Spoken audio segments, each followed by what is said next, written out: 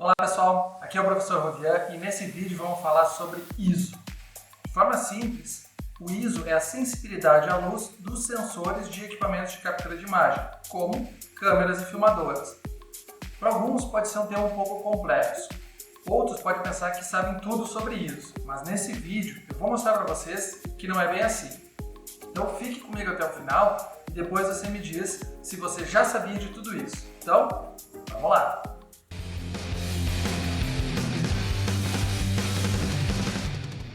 O conteúdo que a gente vai abordar nesse vídeo é um pouco técnico, mas não precisa se preocupar. Eu vou falar tudo de forma bem detalhada para que a gente possa entender junto cada um desses tópicos. Embora a gente tenha o hábito de utilizar a sigla ISO para definir a sensibilidade do sensor da máquina fotográfica ou de outros equipamentos à luz, há muito tempo atrás ele não era chamado de ISO, mas de velocidade do filme, que é a sensibilidade de um filme fotográfico à luz, à iluminação. Eu não espero que todo mundo saiba o que é um filme fotográfico, então isso é um filme fotográfico e ele era colocado dentro da câmera da máquina fotográfica para capturar uma imagem. Ele era como se fosse o cartão de memória de uma máquina digital. Como ele era um material físico, foram criadas várias escalas de medição da sensibilidade desses materiais. E a regra, assim como é hoje, é bem simples. Quanto menor a velocidade do filme, mais lento ele conseguia capturar a imagem. Ou então, mais luz precisava incidir nesse material para fazer a gravação da imagem nesse filme. Quanto maior a velocidade do filme, mais rápido ele capturava a imagem. Ou então, menos luz precisava para capturar essa imagem, para gravar a imagem no material. Vamos ver um exemplo. Se eu tirar duas fotografias durante o dia, uma com ISO 100 e outra com ISO 6400, mantendo todos os outros fatores iguais, esse é o resultado. Ou seja, na foto com ISO mais alto, aquele que é mais sensível à luz, entra muita luz durante o dia porque ele é um filme que captura a luz muito rápido. No equipamento digital, o princípio é o mesmo. O sensor é colocado em um modo mais sensível e acaba capturando muita luz. Daí que vem a expressão queimar o filme, que algumas pessoas mais antigas, como eu mesmo, podem utilizar. Já se eu tirar duas fotografias durante a noite, utilizando esses mesmos valores de ISO, esse é o resultado. O que aconteceu é que, como o ISO 100 tem velocidade baixa para registrar a luz, simplesmente não dá tempo de gravar a imagem. Enquanto isso, no ISO alto, é mais sensível o sensor à luz e com pouca luz a gente já obtém a gravação da imagem. Para que as pessoas pudessem entender como a sensibilidade desses filmes funcionava, era preciso então criar algum tipo de regra. O primeiro sistema de medição desses filmes, ou seja, do material que era sensível à luz, surgiu em 1880, criado por um engenheiro polonês de nome Warnecke. Ao longo dos anos, diversas outras normas foram sendo criadas, até que a International Organization for Standardization, que usa o acrônimo ISO, e que em português se chama Organização Internacional de Normalização, criou a norma ISO 5800. Isso em 1987, que foi uma norma adotada por diversos fabricantes de filmes e buscava padronizar esses padrões de sensibilidade dos filmes, para que as pessoas pudessem entender o que precisavam comprar. Então a pessoa podia comprar um filme de sensibilidade 100, 200 ou 400, sabendo exatamente como cada um ia funcionar na sua máquina.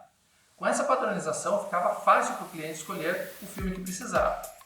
Os fabricantes também decidiram divulgar os filmes chamando eles de ISO 100, ISO 200 e assim por diante. Já nos equipamentos digitais que existem hoje, a norma que fala sobre a sensibilidade do sensor à luz é a ISO 12232, que teve a sua primeira versão em 1998. Então o que a gente pode entender disso tudo? É que as pessoas começaram a chamar essa sensibilidade à luz dos filmes e mais atualmente das câmeras digitais, de ISO e em função do nome da instituição que criou a norma. Então se a gente fosse ser mais exato, teria que chamar de ISO 12232, por exemplo. Mas vamos deixar assim, todos sabemos que é ISO quando a gente está falando de fotografia e o que ela significa nesse contexto. Agora que você já compreendeu o que é ISO e de onde vem esse nome, vamos entender como isso impacta na sua fotografia. Conforme você aumenta o ISO, mais sensível se torna o sensor do seu equipamento. Mas como ele está mais sensível, ele não captura só a luz da imagem, ele também captura ruído. Vamos ver um exemplo. Observe que na imagem da direita, a quantidade de ruído é muito maior. Isso em função da gente estar utilizando um ISO mais elevado. Esse ruído é resultado dos próprios circuitos elétricos do equipamento, da conversão desse sinal analógico para um sinal digital, das flutuações quânticas que existem dentro do sensor e assim como outros fatores que podem influenciar na quantidade de ruído da imagem. Independente do ISO que você vai utilizar, sempre vai existir algum tipo de ruído. A diferença é que em ISOs mais baixos, menos ruído é capturado pelo sensor e menor a quantidade de ruído que vai aparecer na imagem. Agora você vai estar pensando que, então, eu sempre deveria usar um ISO baixo. Na verdade, não tem muito o que fazer com relação a isso. Se você estiver fotografando em um lugar escuro, sem a opção de um flash, a única alternativa que você tem é usar o ISO alto. Se você estiver fotografando um jogo de futebol dos seus filhos em um local fechado, com pouca iluminação, ou você captura aquela imagem da melhor forma que der, ou você vai acabar perdendo a oportunidade de registrar esse momento. Outro fator que a gente tem que considerar é que se você vai utilizar aquela foto para postar nas redes sociais, onde a maioria das pessoas vai ver aquilo num celular e não numa tela maior, então você pode se preocupar menos ainda, porque o ruído fica menos evidente em telas pequenas e também se a imagem for impressa em um tamanho menor. Um dos principais fatores que implica na quantidade de ruído na fotografia é o tamanho do sensor. Então, quanto menor o sensor, mais ruído vai ser adicionado na imagem. Por essa razão que as câmeras full frame levam uma vantagem nesse sentido. Por terem um sensor maior, eles capturam mais luz por centímetro quadrado. Para vocês terem uma ideia, em média uma câmera APS-C vai ter o dobro de ruído que uma câmera full frame em ISOs iguais. Se você vai utilizar sua câmera em locais escuros e precisa garantir a melhor qualidade em relação a evitar o ruído, mudar de um equipamento APS-C para um sensor full frame com certeza vai garantir uma diminuição do ruído das imagens. Vamos falar agora do ISO estendido. Algumas máquinas semi-profissionais e profissionais permitem que você aumente o ISO ainda mais ou até reduza ele para ISO 50, por exemplo. Se você estiver fotografando em arquivo JPEG, ele vai fazer a mesma coisa que com outros valores de ISO, aumentar ou diminuir a sensibilidade à luz do sensor. Mas se você estiver fotografando em RAW, a utilização desses ISOs estendidos não modifica em nada a qualidade da sua fotografia, pois você pode tirar a foto com ISO 100 e diminuir o stop no seu programa de edição de imagem depois. Vamos tentar entender isso melhor. Se minha máquina não tem ISO 50, eu fotografo com ISO 100 e na pós-produção eu posso diminuir o stop de exposição direto no programa, que pode ser o Lightroom, o Raw Therapy ou outro programa que você edite as suas imagens em RAW. Ou seja, uma máquina que usa ISO 50 não vai tirar uma foto mais nítida que uma de ISO 100, até porque a conversão de ISO 100 para 50 da máquina fotográfica é digital e não analógica. Ela é feita da mesma forma que o programa faz no computador. Vamos entender rapidamente o que é o arquivo RAW para continuar falando desse assunto. Em primeiro lugar, eu recomendo que você sempre tire suas fotos em RAW. Existe uma grande quantidade de ajustes que você vai poder fazer depois nessa fotografia durante a pós-produção. Se a sua fotografia estiver em JPEG, você vai estar limitado ao que você consegue modificar. Isso ocorre em função da diferença na quantidade de dados que existe numa foto JPEG e em uma imagem RAW. Só para você ter ideia, em uma imagem JPEG, cada pixel da imagem tem 8 bits de dados, enquanto que no arquivo RAW, cada pixel tem 14 bits de dados. Isso porque ele não sofreu nenhum tipo de compressão, certo? E nem conversão. Então, obviamente, tem um arquivo maior. A utilização do arquivo RAW vai permitir que você ajuste a exposição da imagem sem perda nenhuma, ou pelo menos, se sua máquina tiver invariância de ISO, não vai ter variação nenhuma. Vamos falar disso agora. A invariância do ISO significa que a câmera vai produzir a mesma imagem independente do ISO que você vai utilizar, desde que você não perca nenhum dado da imagem. Tá, mas espera aí, vamos parar por aqui. Então você está me dizendo que se eu usar ISO 100 ou usar ISO 6400 eu vou ter a mesma imagem? É isso mesmo que eu estou falando. Aí você vai me dizer, mas professor, no exemplo anterior que você mostrou a imagem com ISO maior tinha muito mais ruído. Pois é, para vocês verem.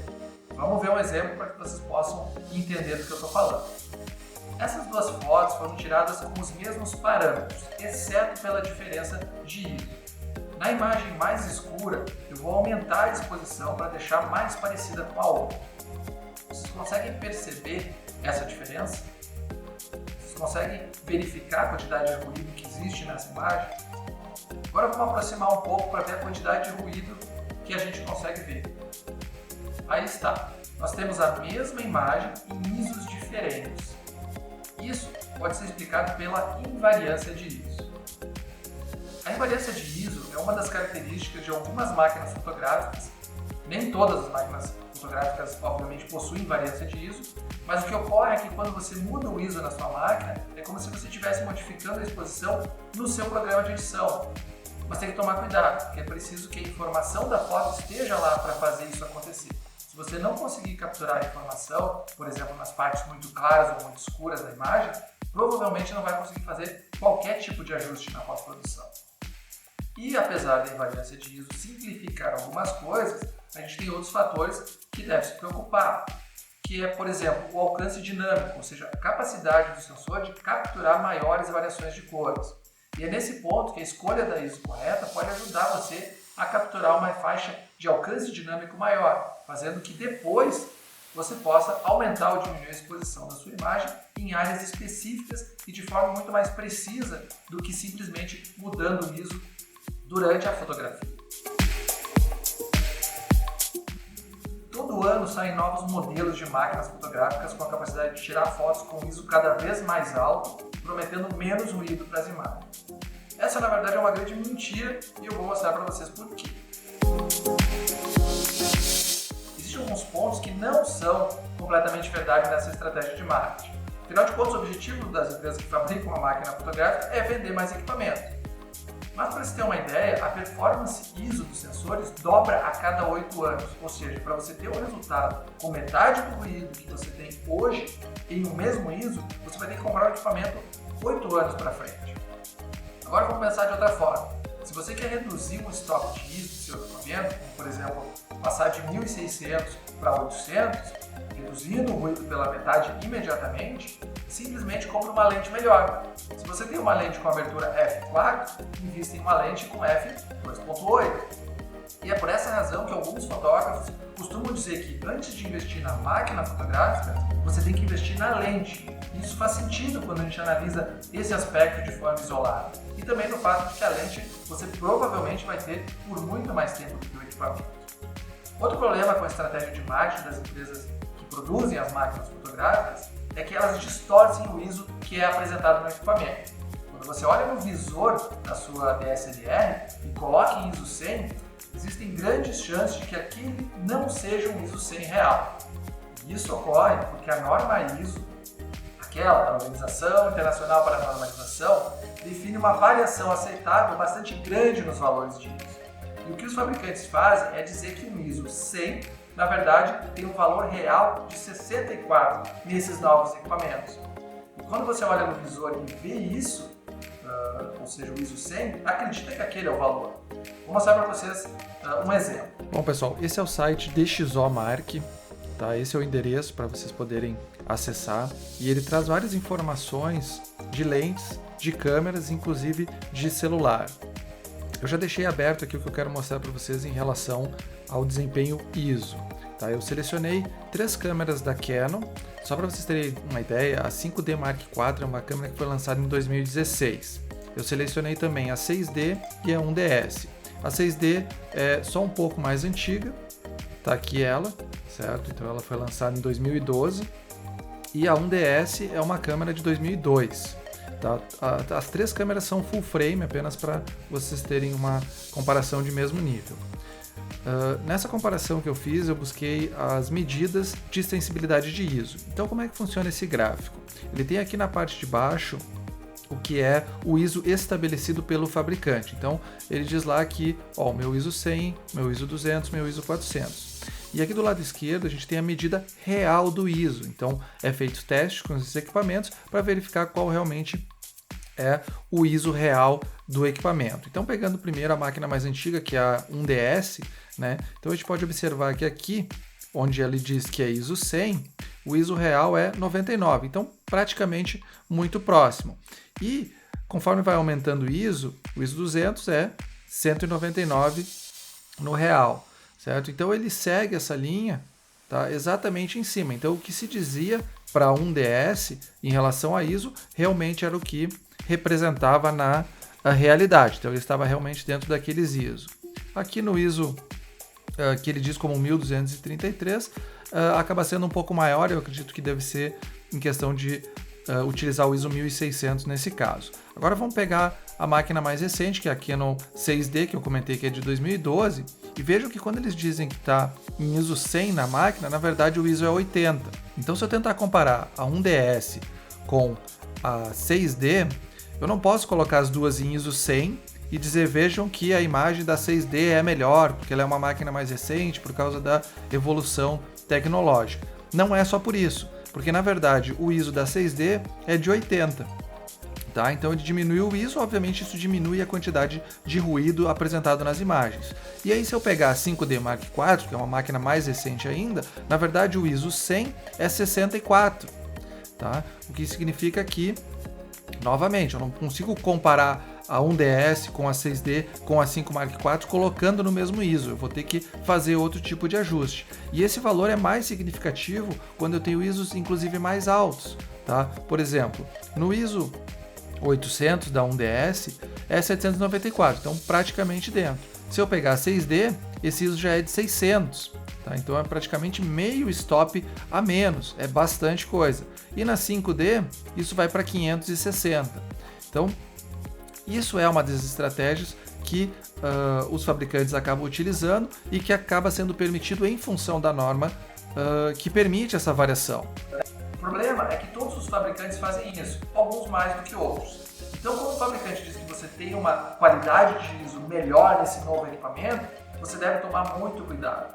Pois o que ele pode estar fazendo é provavelmente, nessa nova versão, dizer que o ISO 100 agora é ISO 50, ao invés, por exemplo, do 64, que era a versão anterior. E aí, logicamente, que vai existir uma melhoria de qualidade, mas pelo simples fato de que os números foram alterados para mostrar um resultado diferente da realidade, e principalmente nas versões anteriores em comparação com as novas versões de máquinas. Outro ponto que você tem que ter atenção é quando você vê alguma pessoa fazendo comparação de ISO entre diferentes equipamentos. E o problema é que, na verdade, ele não está comparando o mesmo valor real de ISO, mas um valor fictício que é diferente e que no equipamento mais novo provavelmente vai ser mais baixo e aí vai apresentar menos ruído na imagem. Para realmente comparar duas imagens de equipamentos diferentes, você tem que ajustar a exposição de cada imagem desses diferentes equipamentos para garantir que o histograma dele vai estar igual na imagem. E aí sim verificar a quantidade de ruído que aparece em cada fotografia. Por fim, eu gostaria de falar sobre a otimização da qualidade da imagem. Afinal de contas, a ideia é decidir qual ISO utilizar em cada situação. Todos os ISOs vão apresentar algum tipo de ruído. Se você estiver procurando a perfeição, vai ter que fazer algum tipo de correção na pós-produção. Mas, no geral, tente usar o ISO mais adequado e evitar os estendidos, como, por exemplo, valores abaixo de 100 e maiores que o ISO base do equipamento. Também evite ISOs intermediários, como o ISO 125, o ISO 160, porque, na verdade, eles são ISOs digitais. A máquina que está simplesmente fazendo o que você poderia fazer na pós-produção. Talvez até com um software de melhor qualidade do que o próprio software que existe dentro da máquina fotográfica. Bom, pessoal, como eu sei que o vídeo ficou longo, eu gostaria de fazer um resumo do que a gente falou e dar algumas recomendações. Primeiro, o tamanho do sensor tem grande influência sobre a quantidade de luz que o equipamento recebe. Quanto maior o sensor, mais luz ele capta e menos ruído gera. Se você trocar sua máquina com sensor APS-C para full frame, com certeza vai reduzir o ruído das suas imagens.